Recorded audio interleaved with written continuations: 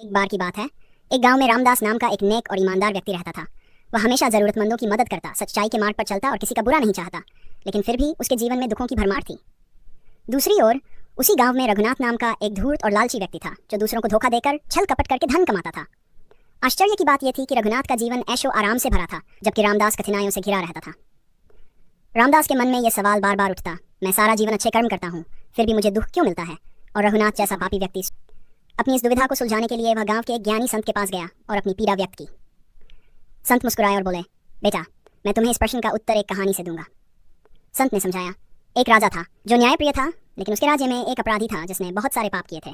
राजा ने सोचा कि उसे तुरंत कड़ी सजा देनी चाहिए, लेकिन तभी मंत्री ने कहा, महाराज, उसे थोड़ा समय और दे दीजिए, हो सकता है वह अपनी गलतियों को सुधार ले।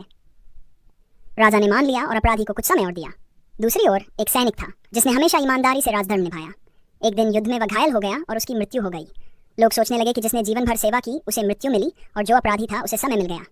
लेकिन राजा जानता था कि सफल पा लिया और अपराधी को अपने कर्मों का फल भविष्य में मिलेगा। संत ने आगे कहा, रामदास, यह संसार एक कर्म भूमि है। तुम्हारे पिछले जन्मों के कर्म भी तुम्हारे वर्तमान जीवन को प्रभावित करते हैं। अच्छे लोगों को कभी कभी अपने पिछले जन्म के कर्मों का फल भुगतना पड़ता है, जबकि बुरे लोग अपने अच्छे कर्मों का बचा हुआ फल भोग रहे होते हैं। लेकिन न्याय का चक्र कभी रुकता नहीं। जब समय आएगा तो पापी को भी अपने कर्मों का दंड मिलेगा और सच्चे व्यक्ति को उसका उचित फल मिलेगा। रामदास को अब समझ आ गया कि ईश्वर का न्याय तुरंत नहीं होता, लेकिन अवश्य होता है। उसने धैर्य रखा और अपने कर्मों में विश्वास बनाए रखा। समय बीता, रघुनाथ के पाप बढ़ते गए और अंत में उसे एक बड़ी विपत्ति ने घेर लिया। दूसरी ओर रामदास की ईमानदारी और अच्छाई ने उसे सम्मान और समृद्धि दिलाई।